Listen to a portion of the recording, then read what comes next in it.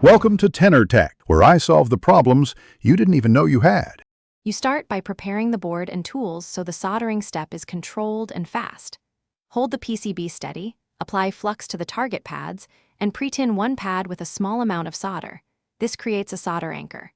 Heat the chip lead and the pre-tinned pad briefly so solder flows. This makes the first connection reliable. Once that anchor joint is solid, reposition the chip as needed, and make sure pins align before moving to solder the remaining leads.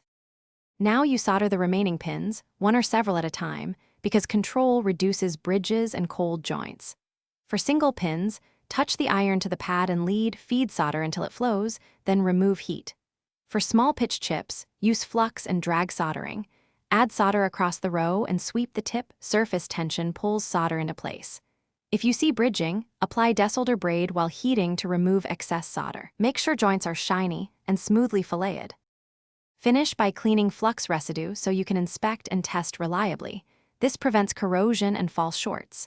Use a multimeter in continuity mode to check each pin to its expected net and power up carefully with current limiting if possible. If a pin is cold or bridged, reheat with flux and add or remove solder, reflow to reform the meniscus, or use braid to remove excess. One key troubleshooting tip: if repeated rework fails, remove the chip and re-tin pads before replacing it. Thanks for watching. Subscribe to keep your life in tune.